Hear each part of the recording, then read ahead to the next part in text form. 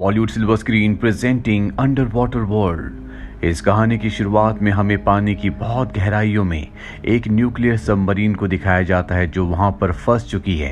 उसके अंदर कुछ लोग भी होते हैं जिन्हें बचाने के लिए 3 लोग आते हैं। ये तीनों के तीनों रेस्क्यू ड्राइवर्स हैं, जिनमें से एक का नाम जोनस है।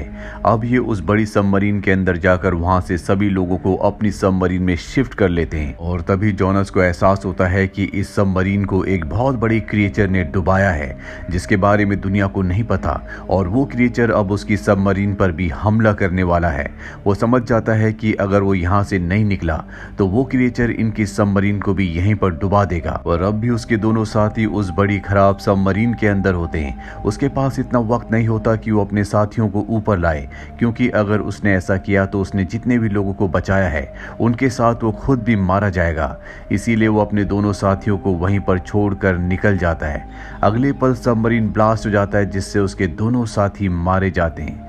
इस घटना के 5 साल बाद दिखाया जाता है पानी के अंदर सबसे गहरा ट्रेंच बनाया गया है जहां पर एक रिसर्च सेंटर है ताकि पानी की इतनी गहराई में रिसर्च की जा सके। और इसे दुनिया के एक बहुत ही अमीर आदमी ने बनाया होता है जिसका नाम मॉरिस है। मॉरिस यहाँ पर डॉक्टर मिनवे और उसकी बेटी से मिलता है। मॉरिस उन्हें पानी के नीचे ट्रेंच में ले जाता है। पानी के नीचे इन्हें बहुत सारे क्रीचर्स दिखते हैं और मॉरिस चाहता है कि पानी से 11,000 मीटर नीचे एक टीम जाए ताकि वो देख सके कि नीचे क्या है।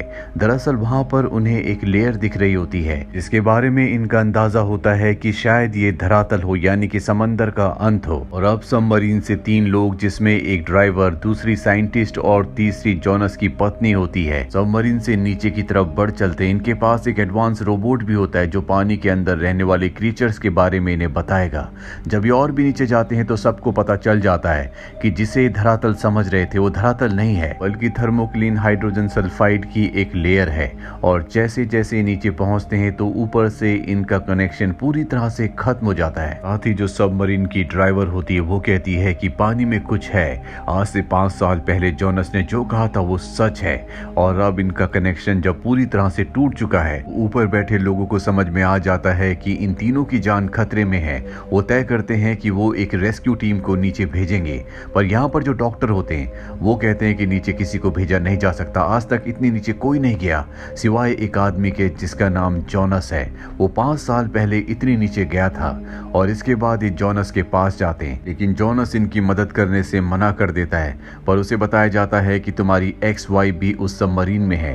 ये सुनने के बाद जोनस को उनकी मदद करने के लिए आना पड़ता है। साथ ही हमें पानी के अंदर दिखाया जाता है जहां पर उनका सबमरीन खराब हो चुका है। वो तीनों की तीनों सबमरीन को ठीक करने की कोशिश करते हैं और इसी कोशिश में लॉरी, जो कि ड्राइवर है, वो इंजर्ड हो जाती है। वहीं ऊपर मिनवे की बेटी को दिखाया जाता है जिसका नाम सुइन है। मिनवे और उसकी बेटी ओशियोनोग्राफर हैं। वो इस पूरे प्रोजेक्ट के हेड हैं। और अब सुइन चाहती है कि वो नीचे जाकर उन तीनों की मदद करे। वो अपनी बेटी के साथ यहाँ पर आई होती। वो अपनी बेटी को कहती कि मैं जल्दी वापस लौट कर आऊंगी और अपने सबमरीन से नीचे पहुंच जाती है। वहीं जोनस भी यहाँ पर पहुंच चुका है। जोनस ने 5 साल पहले जिन लोगों की जान बचाई थी उसे उसके लिए क्रेडिट नहीं दिया गया था, बल्कि लोग उस पर आरोप लगाते थे कि उसने अपने दोनों साथियों को वहां पर मरने के लिए छोड़ दिया। इनमें से सुइन भी एक होती है। और अब जोनस की इनको जरूरत है, इसीलिए जोनस अपने साथियों के साथ सबमरीन से नीचे पहुंच जाता है। वहां पर वो देखता है कि सुइन के सबमरीन को एक बहुत बड़ी क्रीचर ने पकड़ लिया है।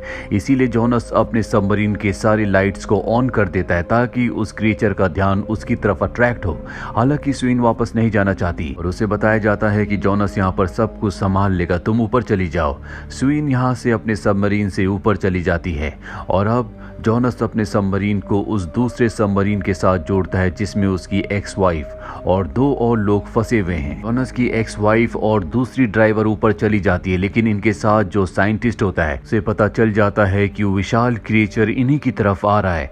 इसीलिए वो अपने सबमरीन का दरवाजा बंद कर देता है, अपने आप को अंदर ही कैद करके उस सबमरीन की सारी लाइट्स जला देता है, जिससे अब वो क्रिएचर उसकी तरफ आना शुरू हो जाता है। जोनस अपने सबमरीन को लेकर ऊपर की तरफ बढ़ चलता है और ठीक उसी पल साइंटिस्ट के सबमरीन पर, जो कि खराब है, उस पर वो क्रिएचर हमला करता है और उसे मार देता है। अब बाकी सब के सब ऊपर आ जाते हैं। सुइन इसके बाद जोनस के पास आती है और उससे माफी मांगती है क्योंकि आज से 5 साल पहले जो हादसा हुआ था वो हमेशा इसके लिए जोनस को अपराधी समझती थी। लेकिन अब उसे खुद जाने के बाद पता चल गया कि उसमें जोनस की कोई गलती नहीं थी, वहां के हालात ही ऐसे थे। ट्रेंच के अंदर सब लोगों की मीटिंग होती है, जहां पर इन्हें पता चलता है कि जब इन्होंने थर्मोक्लीन की लेयर को पार किया था तो सबमरीन की वजह से हाइड्रोजन सल्फाइड की जो लेयर थी वो ब्रेक हो चुकी है, यानी कि वहां पर एक होल बन चुका है, जिससे थर्मोक्लीन की लेयर के नीचे रहने वाला वो क्रिएचर अब ऊपर आ सकता है। आज तक उसी लेयर की वजह से वो समंदर के नीचे था। अब जब ये बात कर ही रहे होते हैं कि तभी इन्हें ट्रेंच में झटके महसूस होते हैं। ये समझ जाते हैं कि वो क्रिएचर ऊपर आ चुका है। ये सब के सब नीचे जाते हैं, जहां पर इन्हें ग्लास के ऊपर उस क्रिएचर के दांत के निशान दिखते हैं, जिसका मतलब वो अंदर आने की कोशिश कर रहा था। साथ ही इन्हें ये भी इंफॉर्मेशन मिलती है कि समंदर में 3 बड़ी बड़ी बोट्स अपने आप ही गायब हो गई। ये अपनी बोट से उस जगह जाते हैं जहां पर बोट्स गायब हुई थी। वहां पर किसी इंसान का कोई नामो निशान नहीं होता, सिर्फ वहां पर बोट्स का मलबा होता है, जिससे समझ जाते हैं कि ये उसी क्रिएचर का काम है। जानते हैं कि वो आसपास ही है और अब जॉनस पानी में उसके ऊपर ट्रैकर लगाने के लिए जाता है ताकि उसकी लोकेशन इन्हें पता चलती रहे। उसके ऊपर ट्रैकर लगाता है, लेकिन वो मेगलोडॉन उसे देख लेती है। वो उसका पीछा करती है। जॉनस के साथ ही उसे वापस खींचना शुरू कर देते हैं और इससे पहले कि वो जॉनस को अपने विशाल जबड़ों के अंदर दबाकर मार देती, जॉनस को उसके साथ ही बोट में ऊपर खींच लेते हैं। इस तरह से उसकी जान बच जाती है। पर अच्छी बात यह है कि अब इन्हें पता है कि वो मेगलोडॉन वो क्रिएचर कहां पर है। इसीलिए सुइन तय करती है कि वो एक बहुत बड़े प्लास्टिक की बोतल के अंदर समंदर के नीचे जाएगी। उसके पास वेनम का एक तीर दिया जाता है जो कि बहुत ही जहरीला है और इससे वो उस क्रिएचर को मारना चाहती है। जिस प्लास्टिक की बोतल के अंदर वो होती है वो बहुत ही मजबूत है। यहीं पर एक लड़की होती है जिसने इस मजबूत कैप्सूल को डिजाइन किया होता है और अब सुइन उसके अंदर नीचे चली जाती है। यहाँ पर मरी हुई मछलियों का कुछ चारा फेंका जाता है ताकि वो क्रिएचर उससे अट्रैक्ट होकर वहां पर आ जाए। शुरू में कुछ शार्क्स वहां पर आती है, पर जल्द ही वो मेगलोडॉन वो क्रिएचर भी वहां पर आ जाती है। सबसे पहले वो स्विन के ऊपर हमला करती है, लेकिन उसका कैप्सूल सच में बहुत ही मजबूत होता है। स्विन वेनम का तीर उसकी बॉडी में इंजेक्ट कर देती है, जिससे वो तड़प जाती है और अब वो उस कैप्सूल को तोड़ने की बजाय उस पूरे के पूरे कैप्सूल को निगलने की कोशिश करती है। पर बोर्ड से बड़ी बड़ी रस्सियों से उस मेगलोडॉन की फिन्स को बांध दिया जाता है, लेकिन यहाँ पर स्विन की जान खतरे में होती है।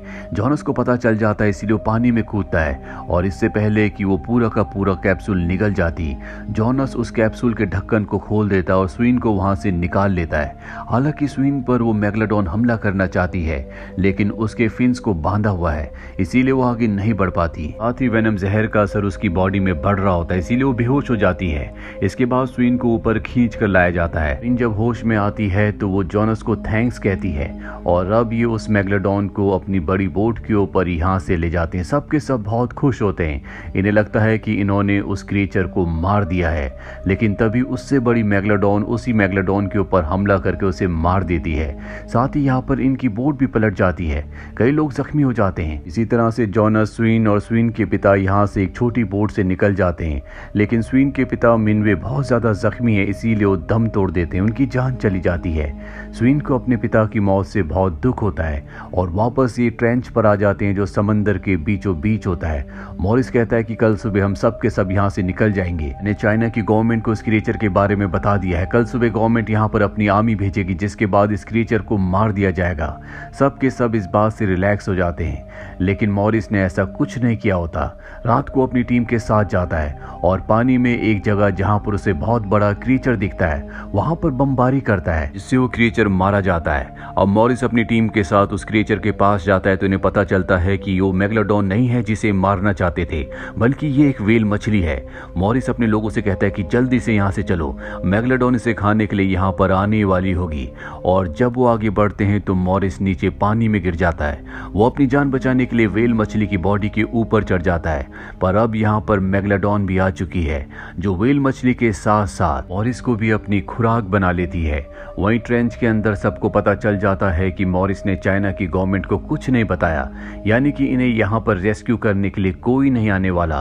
साथ ही इन्हें इस बात की भी चिंता होती है कि जल्दी वो मेगलोडॉन कई शिप्स को और कई लोगों को अपनी खुराक बना लेगी। इन्हें किसी भी कीमत पर उसका खात्मा करना होगा। इन्हें पता चल जाता है कि वो बड़ा क्रिएचर वो मेगलोडॉन एक बीच पर जा रही है, जहाँ पर एंजॉय करने के लिए कई 100 लोग इकट्ठा हुए हैं। और अब मेगलोडॉन भी यहाँ पर पहुंच जाती है, जो लोगों लोगों को निगलना शुरू कर देती है। चारों तरफ भगदड़ मच जाती है। जॉनस भी अपने लोगों के साथ शिप से यहाँ तक पहुंच जाता है। जॉनस और स्वीन उन लोगों को बचाने के लिए अपने ग्लाइडर से पानी के अंदर उतर जाते हैं और मेगलोडॉन के ऊपर हमला कर देते हैं। लेकिन इतने छोटे ग्लाइडर से इतने बड़े मेगलोडॉन को मारना पूरी तरह से असंभव है। और एक पल ऐसा आता है जब जॉनस के सामने वो बड़ी मेगलोडॉन है जो उसके कई साथियों को पहले भी मार चुकी है। जॉनस तय करता है कि अब वो उससे नहीं भागेगा बल्कि उसका सामना करेगा। वो अपने ग्लाइडर को लेकर उसकी तरफ बढ़ चलता है और जैसे वो उस बड़ी क्रीचर के नीचे पहुंचता है तो अपने ग्लाइडर से एक बहुत बड़ी ब्लेड को बाहर निकालता है। उस ब्लेड से वो उस मेगलोडॉन के उस क्रीचर के पूरे पेट को चीर देता है और वो मेगलोडॉन उसके ग्लाइडर को पकड़ लेती है। इससे पहले कि वो उसके ग्लाइडर को चबा डालती, वो ग्लाइडर से बाहर आ जाता है और एक रॉड से उसकी आंख पर हमला करता है जिससे वो पूरी तरह से तड़प जाती है और पानी के ऊपर छलांग लगाती है। अब यहाँ पर उसका बहुत ज्यादा खून बह चुका होता है, इसीलिए यहाँ पर बहुत सारी शार्क्स आ जाती हैं जो उसके ऊपर हमला कर देती हैं। जॉनस भी अपनी जान बचाकर यहाँ से निकलने की कोशिश कर रहा होता है इससे पहले कि शार्क्स उसे भी अपनी खुराक बनाती। यहाँ पर स्वीन आती है जो उसे बचाकर ले जाती है। दरअसल जॉनस ने अपनी बहादुरी और साहस से उस बड़ी क्रीचर को, उस मेगलोडॉन को मार दिया है।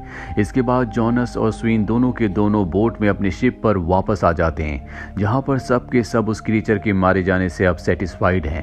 अगर जॉनस उसे नहीं मारता तो धीरे धीरे वो पूरे समंदर पर अपना कब्जा कर लेती और समंदर में इंसानों के लिए जाना पूरी तरह से नामुमकिन हो जाता। अब उस 2000 साल पुरानी मेगलोडॉन का खात्मा हो चुका है, यानी कि खतरा पूरी तरह से टल चुका है।